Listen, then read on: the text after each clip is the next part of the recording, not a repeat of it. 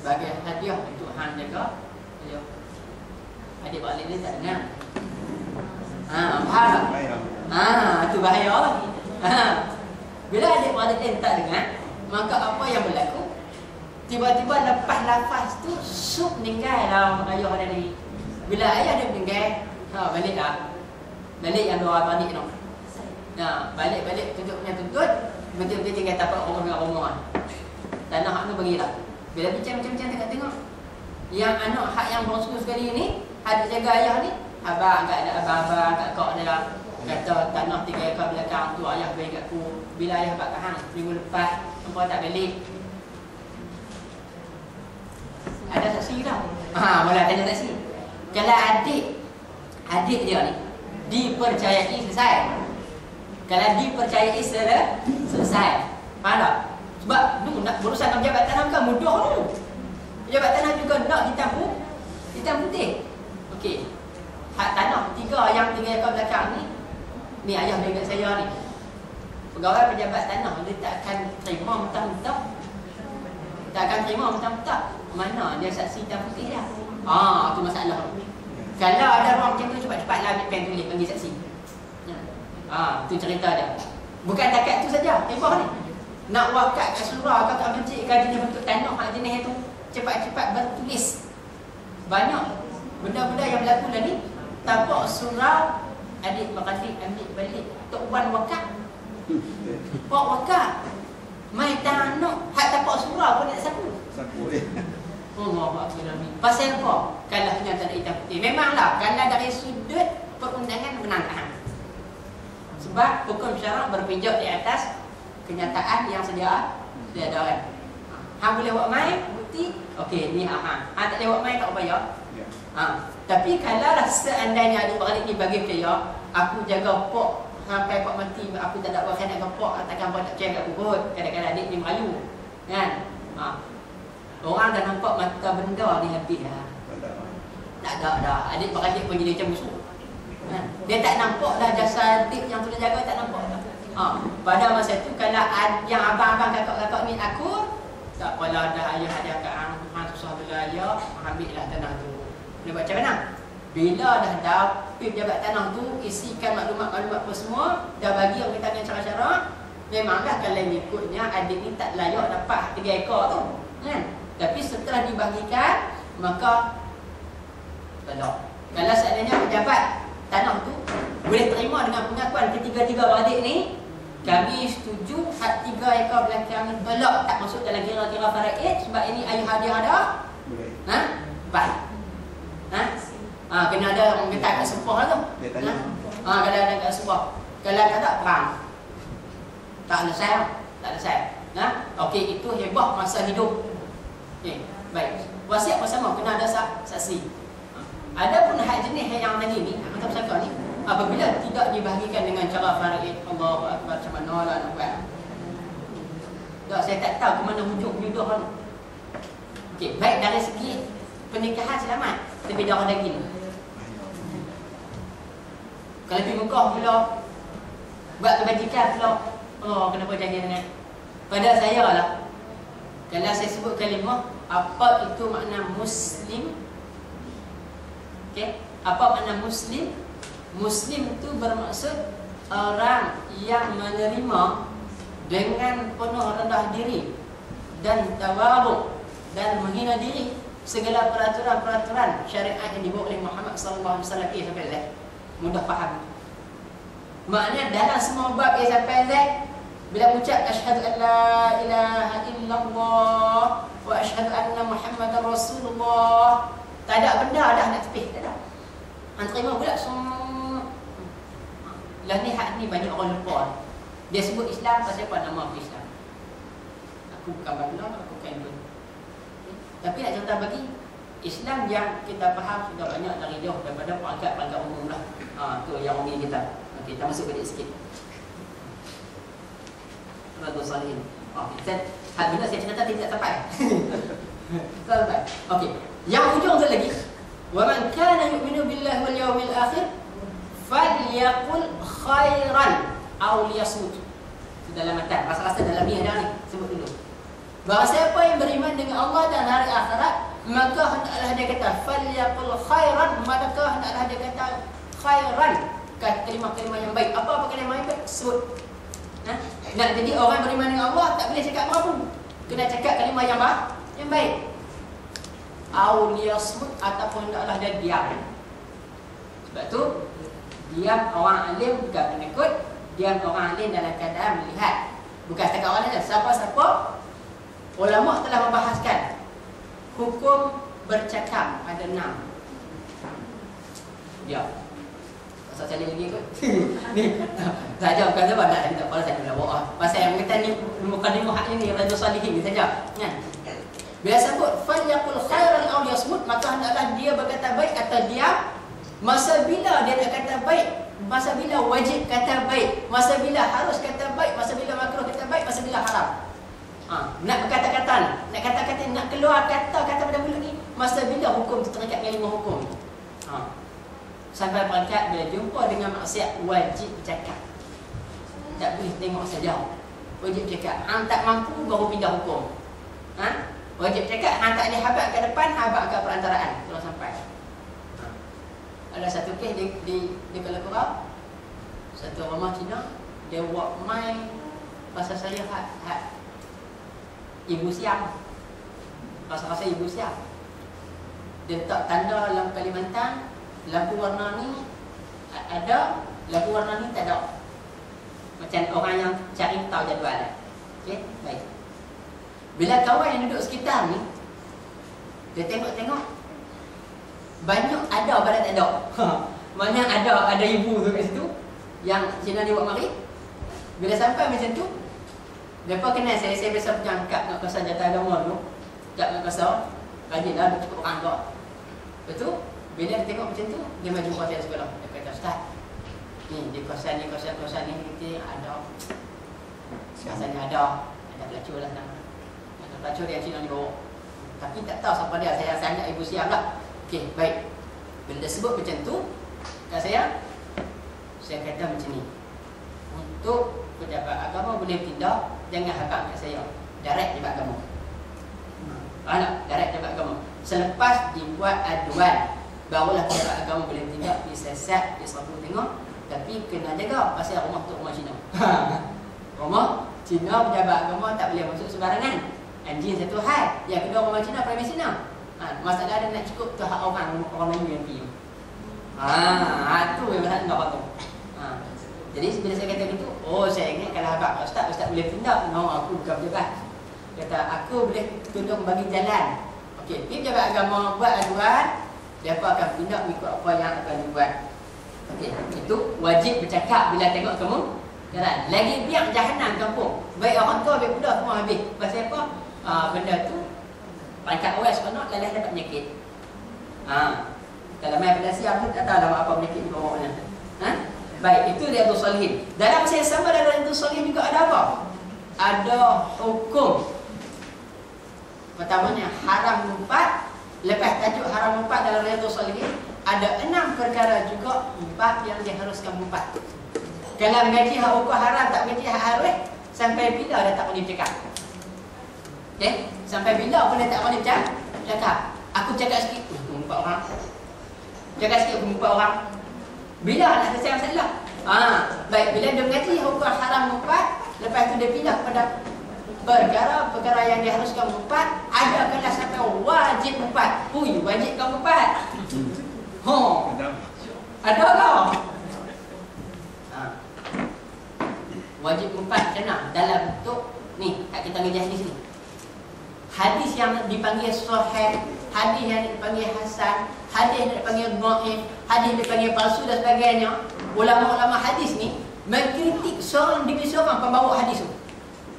Bentang seorang-seorang, cek perangai dia macam mana, apa dia, latar belakang dia. Sampai perangkat di Pak Si kita pernah kongsi lah.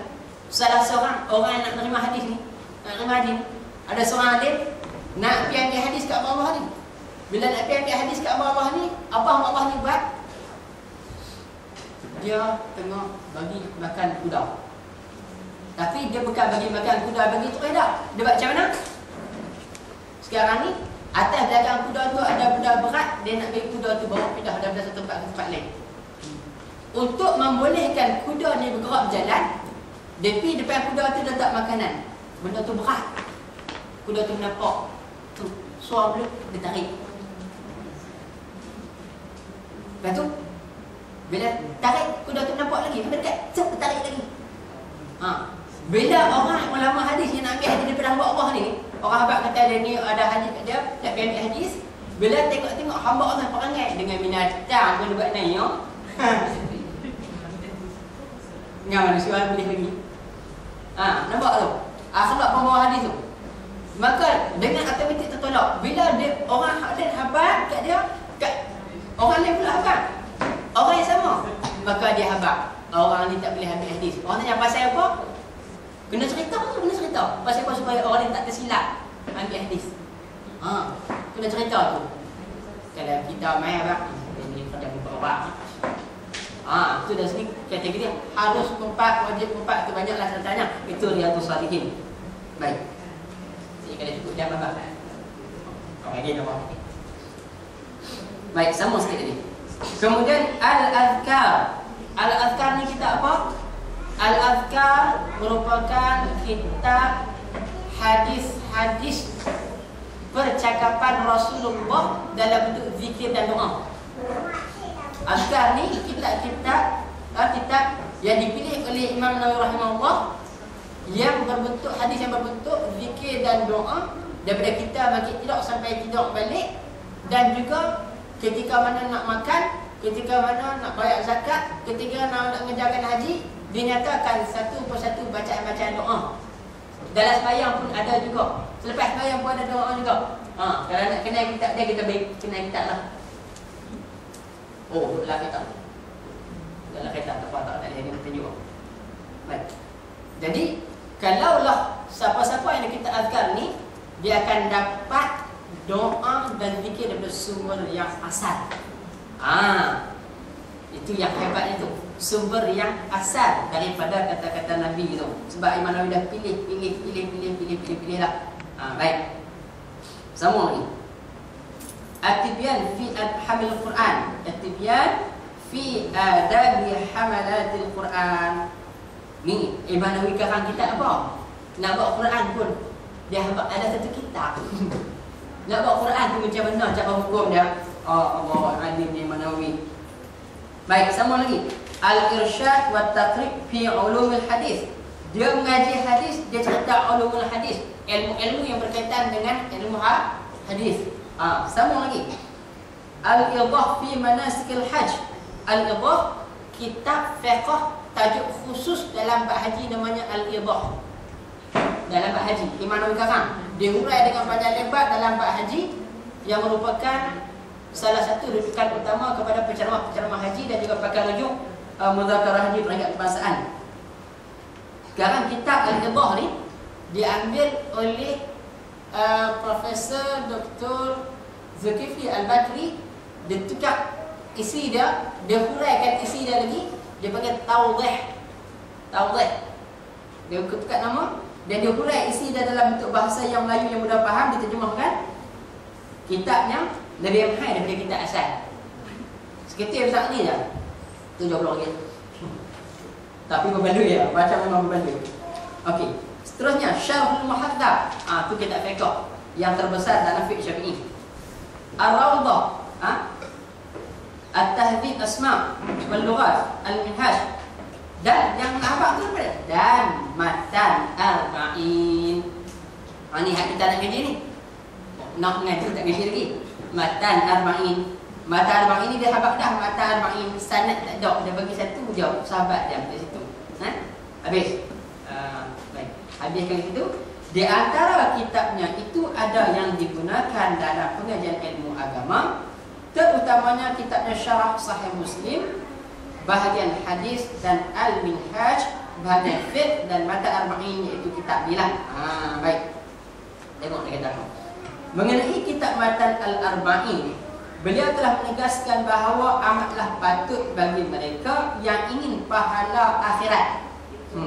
Dia habaq ingin pahala akhirat, supaya mengetahui hadis-hadis ini, kerana kandungannya yang meliputi perkara-perkara yang penting dan berisi peringatan dalam segala urusan ketaatan. Allahu Akbar. Jadi nak abang lagi dalam kitab hadis ni ada apa? Dan abang ada apa? Kita baca bawah. Apa yang ditegaskan beliau memanglah benar, kerana dalam kitabnya ini disusun hadis-hadis Rasul mengenai dasar agama, seperti hadis yang menitik beratkan soal iman, Islam, ibadat, akhlak dan lain-lain, dan pada keseluruhannya berkaitan dengan amalan hidup sehari-hari. Baik, tu hak yang tentang mengaji dah. Lalu nak cerita hidup dia macam mana, hidup dia. Hak kelima, kehidupan dia sehari-hari adalah sekadar memelihara kesihatan badannya. Hari-hari hidup bukan bina badan, dia juga kesihatan. Ingat tak? Yang ni ayat yang saya kata hampir saya tak percaya. Makan minumnya sehari semalam hanya sekali. Hampir saya tak percaya. Tapi bila tengok kitab Arab dan kitab Nabi ni sama isi dia, ya Allah, ya tak saya bayang macam mana. Makan minumnya sehari semalam hanya sekali. Masa selama 24 jam digunakan sebagian besarnya berbakti dan suci pada masyarakat. Jadi nak abang macam ni. Dalam kitab Arab ni dia ada melintir dia kata, Imam Nawawi rahimahullah dia makan dan minum hanya ketika sahur sekali itu dia sehari.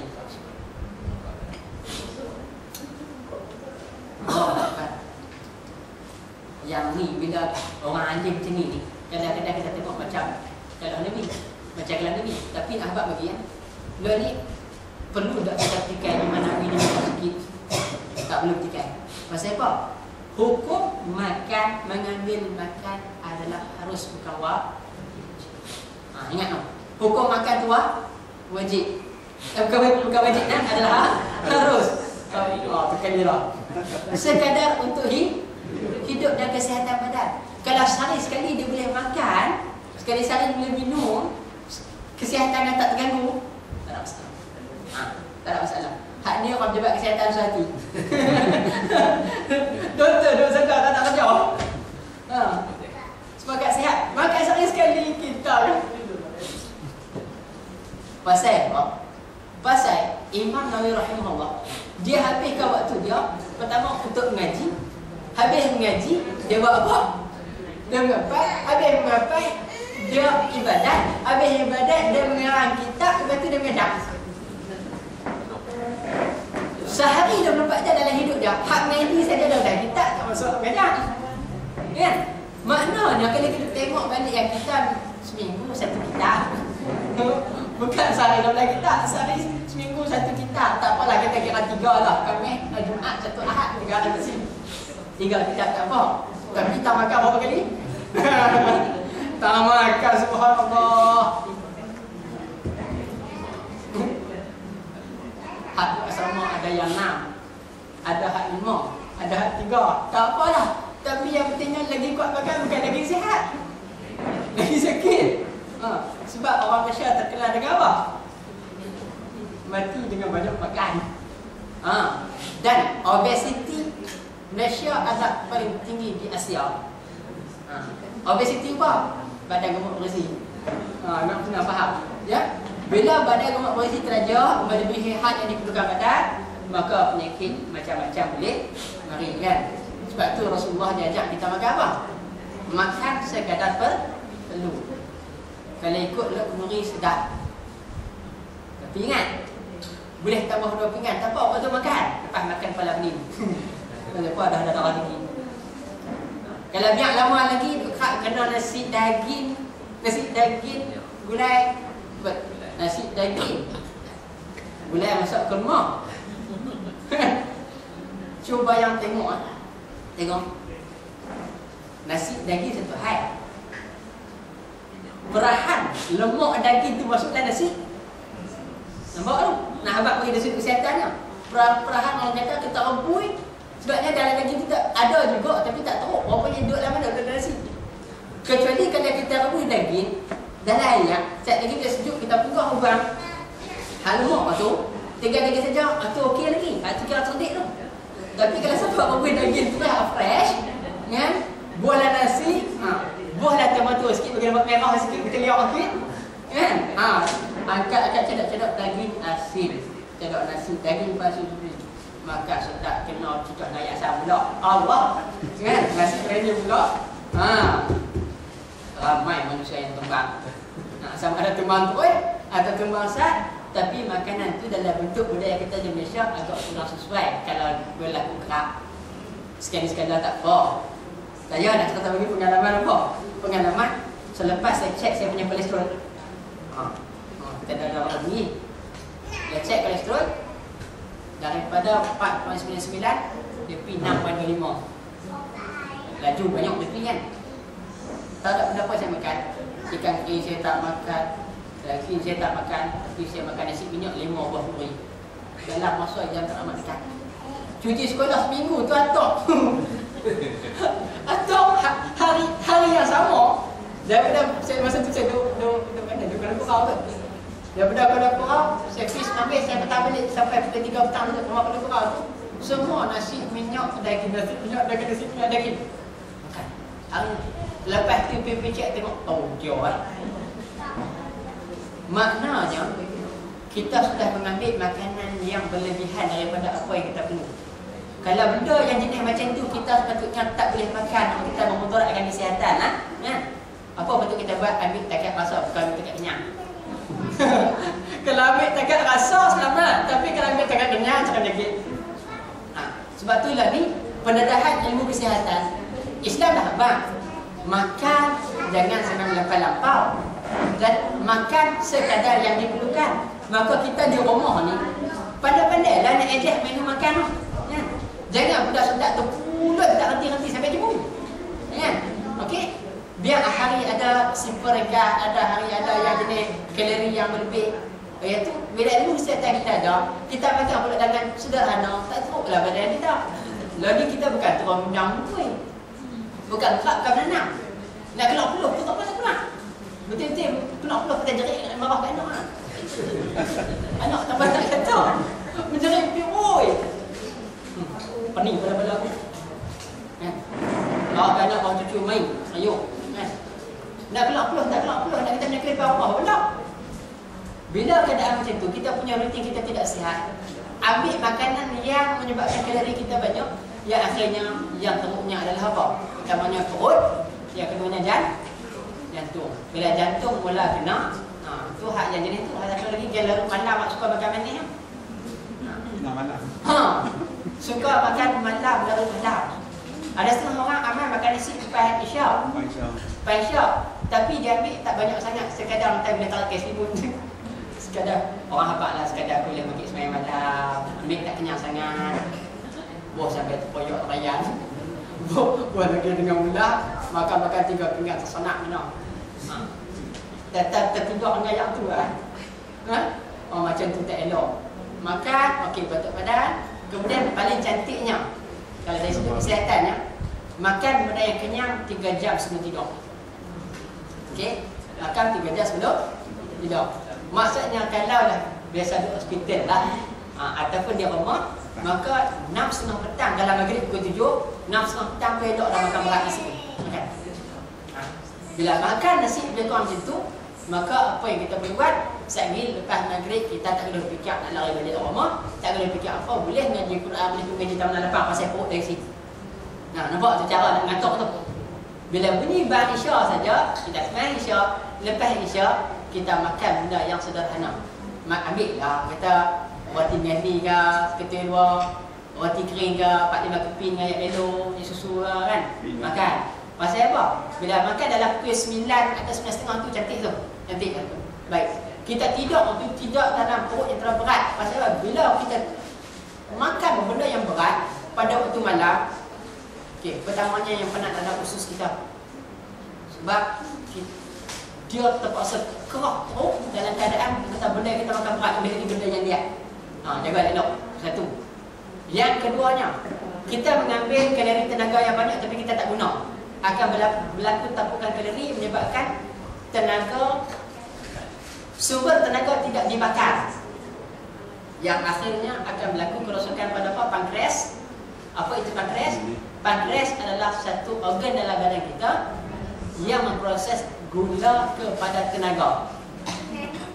Tuan-tuan, kalau ada nasi kita meja, pendek ambil kertas kita lekat tak? Lekat tak? Apa maksud dia? Kanji.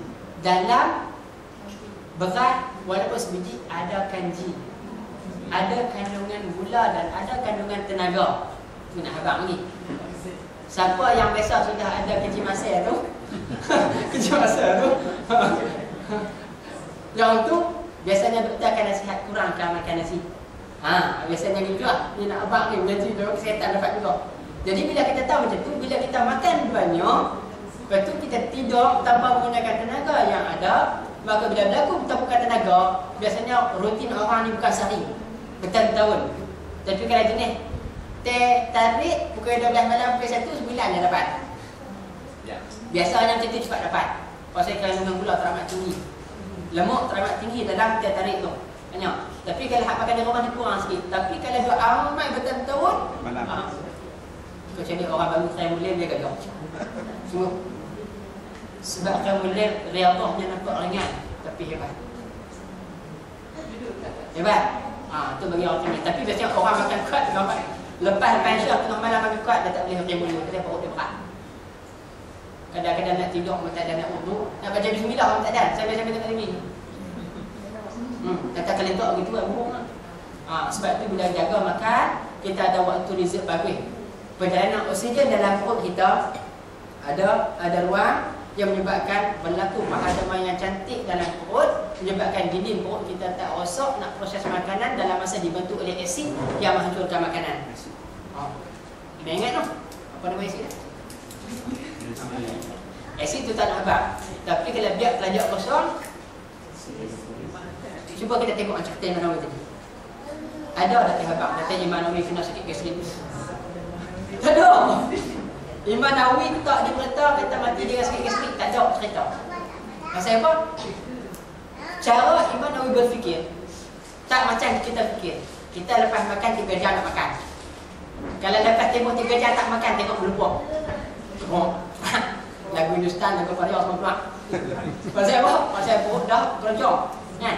Tapi Imam Nawawi dia guna konsep orang yang berpuasa. Sebab mana dia sebab tadi dia makan sahur, dia puasa. Jadi bila orang berpuasa, otaknya tidak langsung fikir untuk makan. Allah Ta'ala dah set secara automatik. Manusia kalau fikir makan, automatik perutnya akan mengeluarkan asid menghancur makanan. Nampak? Sebab tu orang yang kalau puasa, dia fikir tak makan, tak sampai ke sebelah. Tak saya jumpa dah, baik. Baik muda, baik tua. Biasa saya jumpa yang ni. Alah cerita apa? Mai pasang onim, orang dia dekat Ramadan. Kita nak pakai raya ke orang. Pasang. Waktu kita ada duk pasang tangga, hang tulang angkat. Pergi depan, patah-patah belik tengok berasak di mulut. Budak-budak muda umur 20-an. Selamba dia jawab, "Ustaz, minta maaf kami tak puasa." Boleh jawab begitu. Sebab itulah dari segi orang kata Imam Nawawi, oleh kerana fikir tentang pelajaran, fikir tentang nak mengarang, fikir tentang ibadat, tak ada berita pada Imam Nawawi kami. Tak ada nak fikir nak berikut. Kita jangan dekat kantin tu makanya nak apa? Rasa tak ada habis sekolah. Kan? Tak ada habis sekolah nak nikah. Harap kenapa tak nanti? Dia tak sekolah kan? Ada yang pula tu hak mak pak jenis apa mungkin?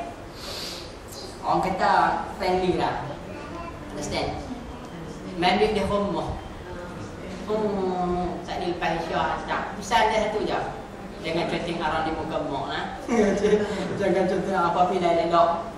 Boleh macam tu. Awak dah tak cerdik ingat lah. Baik, kembali kita kepada Imam Nawawi tadi. Itu maksudnya kehidupan Imam Nawawi walaupun umurnya tak sampai 50 tahun, tapi itulah kehebatan dia makan sehari sekali. Saya tak nak bagi yang macam mana. Okey, sambung lagi.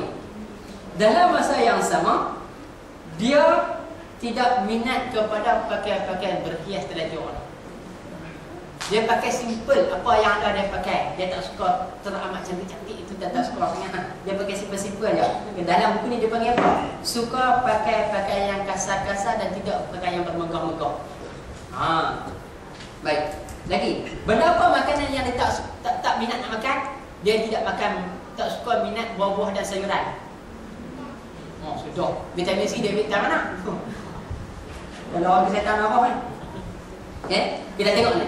Pendek kata, beliau tidak sangat menghiraukan soal makanan, minuman dan pakaian serta perhiasan, apa saja yang ada madailah. Dan beliau tidak berapa suka kepada makan buah-buahan kerana mengelak daripada mengantuk yang mengganggu tugasnya sehari-hari. Betul ya kalau kamu tidur? Kau tidur? Saya tak pastilah, mungkin buah-buah di sebelah suria macam tu kot. Kan? Saya tak tahu lah. Tapi kalau saya pakai cukup buka kentut. Kalau buah lem, Kalau yang tak kajian. Mungkin suasana buah kita tak sesama kot. Cerita di sini tak sama kan. Kita sini buah makan bagi orang tak ngantuk kot. Tapi maknanya sekarang ni buah-buah belah timur-tengah Syria ni, jenis Mediterranean ni, dia jenis buah sejuk. Sejuk. Buah sejuk kan. Apple, anggur makan panas. Panas. Kawan saya tegak pergi Mesir tegak, gua marah. Dah syok mahal belah lagi, pipi dia beli dia makan. Siap blender buat ayam. Tak nak kat bola bitan dah. Ini keluar senang. Panas tak boleh. Baik. Ya, itu buah-buahan. Dalam kitab Arab ni, dia sebut apa? Dia sebut buah-buah ni menyebabkan perut sejuk. Bila perut sejuk betul orang kata asli. Tuan-tuan biasa jenis nak perut tak? Biasa jenis nak. Kalau biasa tangan kiri sejuk. Saya kadang-kadang main makan benda-benda yang jenis sejuk.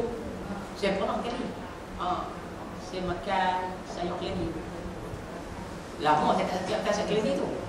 Makan tu masa lepas nikah makan sayur keladi. Makan tempe syak. Makan kat rumah ayah. Makan sayur keladi. Tak apa lepas makan ni. Pakai basuh tangan duduk sampai tengok TV. Masa sana. Makan sejuk. Tidak pakai selimut. Mungkin badan saya tak tahan untuk jenis sampai pelak. Kalau jenis-jenis pucuk-pucuk paku saya sayang makan. Bila dia masuk ujung tangan kaki semua sejuk tu, makanya dia ada apa kita tidur. Memang kena tidur pun. Baik. Yang keenam, kepribadiannya adalah penuh dengan takwa menurut erti kata yang sepenuhnya, waraknya dan kebersihan jiwanya. Sebagai seorang ulama, amatlah suka ditemui. Sukar lah. Ada sukar ditemui. Dia ni sebagai seorang yang payah import macam dia. Ada riwayat yang mengatakan keinginan beliau memakan sebarang jenis buah-buahan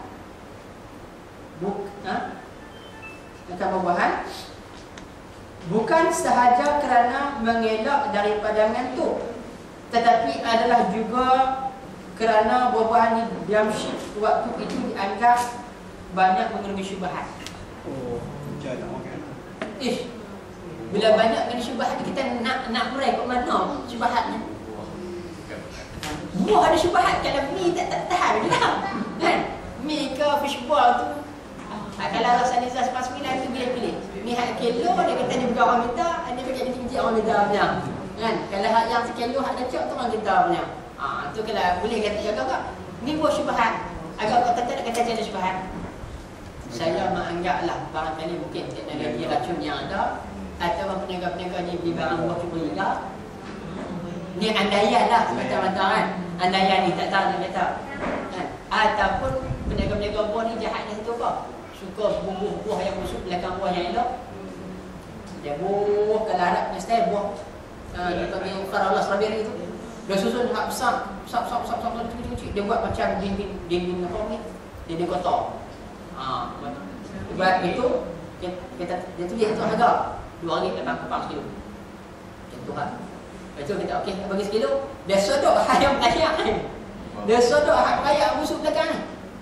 Buah tu ayat tu Nabi marah tu. Nabi kata, "Man ghasyana falaysa minna." Barang siapa yang bukan daripada golongan kami. Sebab tu dalam niaga ada dua jenis yang Nabi larang. Ahallallahu al-bai'a wa harrama riba. Itu Allah Ta'ala sebut, Allah Ta'ala menghalalkan jual beli dan maharakat riba. Satu lagi Nabi sebut man ghasyana falaysa minna, barang siapa yang tipu bukan daripada golongan kami. Tu orang negara memang senang tipu orang. Betul. Best. Allahumma salli ala sayyidina Muhammad. Beliau selama hidup tidak pernah lupa daripada kewajipan menyebarkan ilmu dengan mengajar, mengarang, di samping beribadat, puasa, zikir di tengah suasana yang serba kurang, hingga penuhlah hidupnya dengan usaha dan amal soleh terhadap agama, masyarakat dan umat. Kalau saya fikir balik kan, tak ada masa dia nak pergi kat sini kafe. Kalau dulu lah, dengan kata dia iman Nawi tak ada masa nak merapu, tak ada masa nak buat kerja yang sia-sia, tak ada. Masa dia habis mengaji, baca kitab, ibadat, sebar ilmu dakwah. Tapi satu lagi kan, yang di bawah tajuk ni, dengan sebab alim dia, hebat dia, kehidupan dia hanya untuk Allah dan hari akhirat. Bila orang-orang Syria pada ketika itu berhadapan dengan krisis ekonomi. Krisis ekonomi. Kita kalau krisis ekonomi ingatkan bila 1997 kan, Jasarah kan. Sebelum tu kenal lah. Tapi yang saya ingat saya Jasarah tu, bila kita orang tahu Jasarah tarik apa channel tahu, mata wang dia main mata wang ringgit, duit dia dah pulang, mata wang ringgit dia jatuh, dah bulan dia tu. Jadi haru biru Malaysia habis, kan. Harga barang jadi naik mendadak tak tahu apa. Kebanyakan yang terkenanya banyak orang luar negeri kan. Hantar anak asalnya cukup, dia jadi tak cukup, duit jadi kecil, kan. Orang dalam negeri harga barang naik tak kita faham, tapi hak hantar duit ke anak luar negeri ni, ya Allah terasa semua. Ya. Duit jadi kecil. Bawa banyak tapi jadi sikit. Itu cerita dia. Baik. Hak yang cerita ni apabila Imam Nawawi yang ketika mana pemerintahan Sultan Malik bin Zahid, ya, dia buat fatwa. Dia buat fatwa apa? Kalaulah orang-orang miskin, ni saya baca sikit daripada banyak-banyak ni lah. Orang miskin, jadi kerajaan kerah orang miskin supaya semua dalam keadaan gawat ekonomi, tapi hak yang ada dalam kerajaan tak keluar. Ni dia punya keadaan ni secara umumnya. Ya, baik. Jadi Imam Nawawi kata haram bagi penduduk mengeluarkan harta derma selagi pemerintah tak pulang.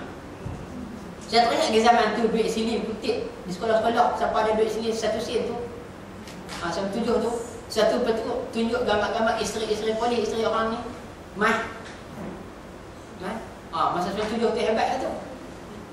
Dan ketika mana satu saya masih imam lagi kat Semangat Baik, saya naik atas mimbar baca Fatimah Nawawi adalah haram bagi rakyat mengeluarkan harta selagi mana pimpin tak keluar dulu.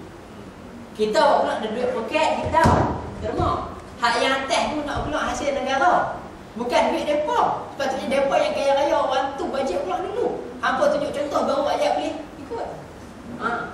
Yang tu yang Fatimah Nawawi yang menyebabkan Sultan di bawah dia, tu salah satulah. Baik. Yang akhirnya dia diusir. Bila dia diusir, apa yang jadi? Orang Syria dahagakan ilmu daripada Imam Nawawi, minta dia balik. Dia kata apa? Saya tidak akan balik selagi dia ni masih memerintah. Tu Imam Nawawi tu, dia punya pertahan hebat. Dia tidak pernah rusing jawatan dia terbang, tak pernah rusing hidupnya susah, buang negeri, buang daerah.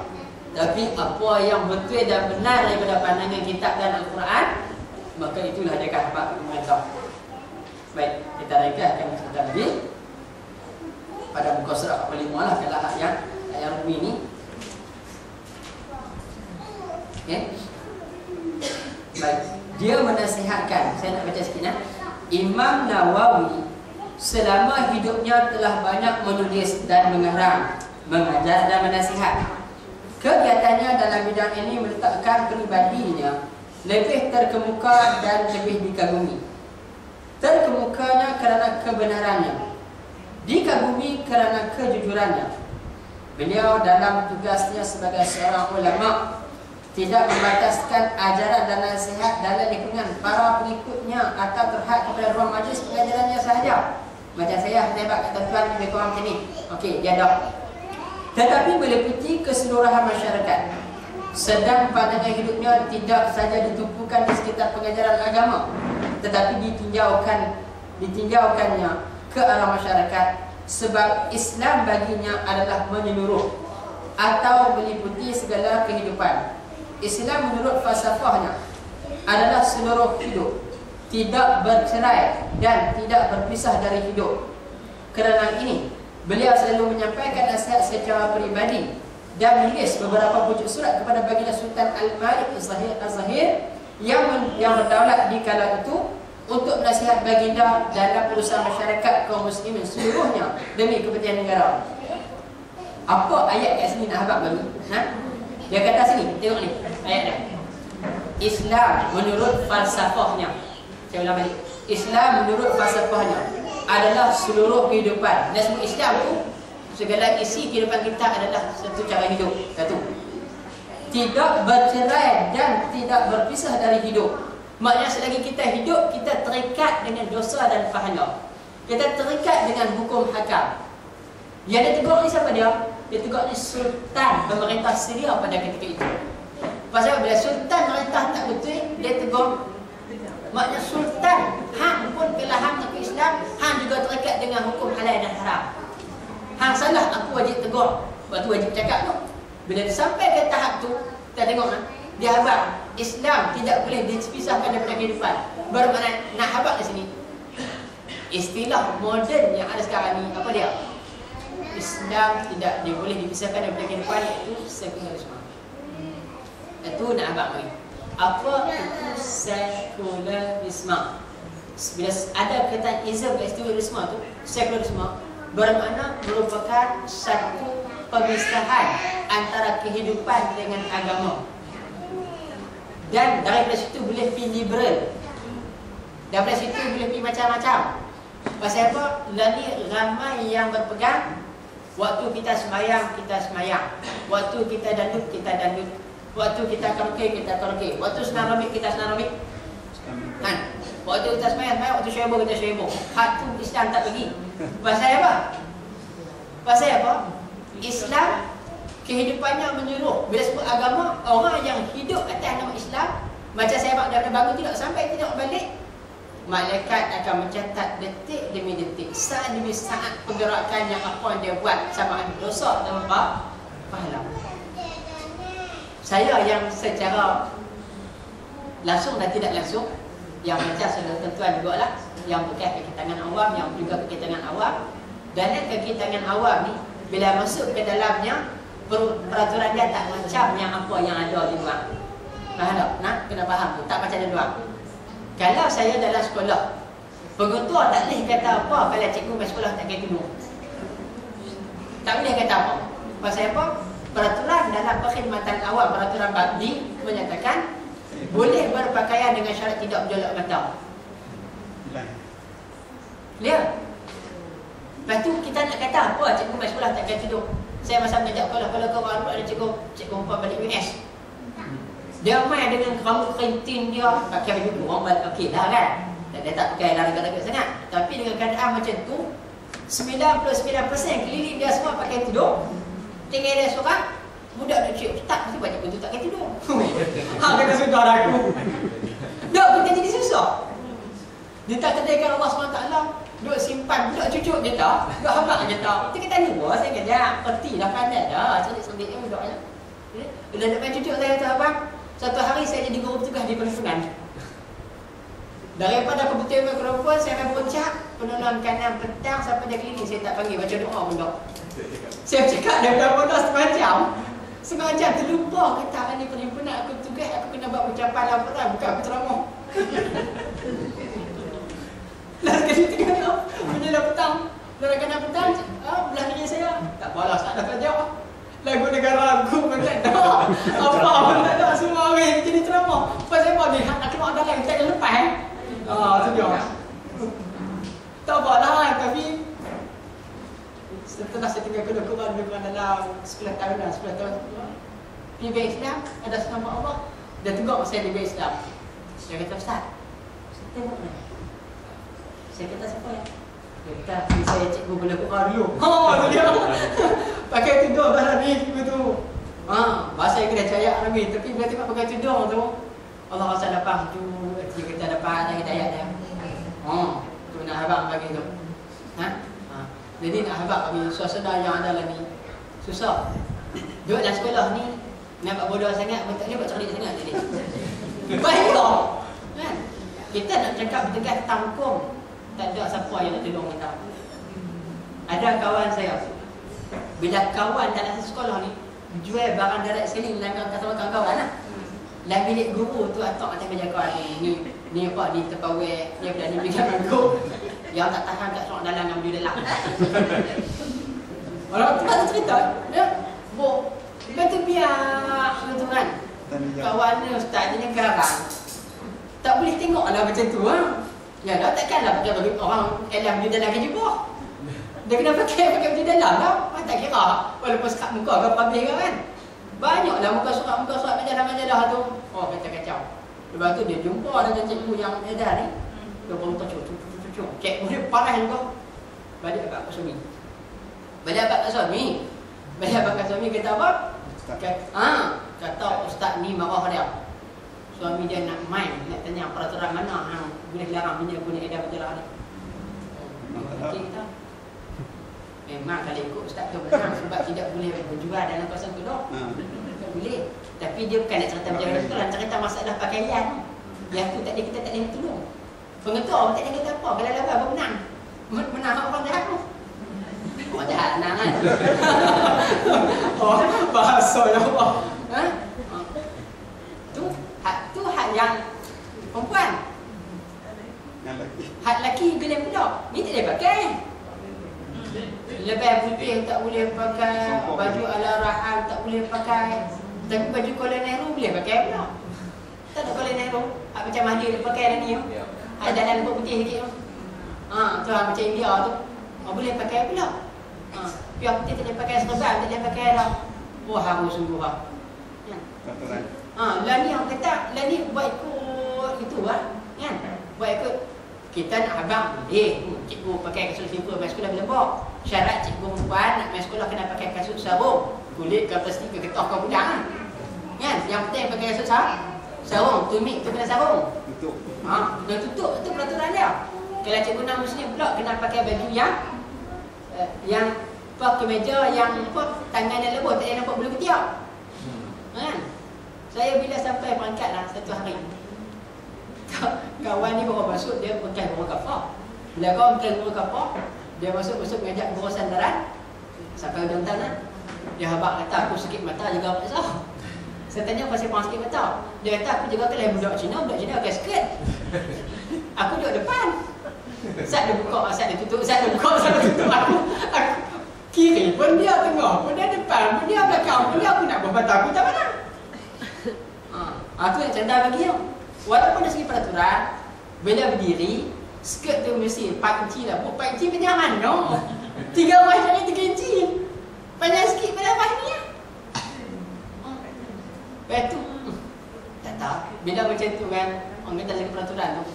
Orang kata lah ni, kalau ada rezeki, dah insyaAllah. Tak takut. Pada saya lah kan. Tak boleh kalau kita main meeting ni, cerita tu Menawi ni hebat orang dia. Dari segi peraturan yang sedia ada berbeza dengan pelbagai. Kenapa saya terang?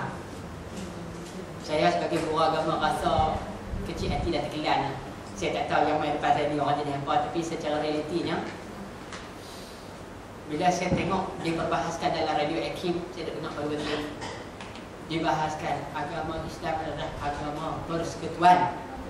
Ayat mahal. Kubat tu.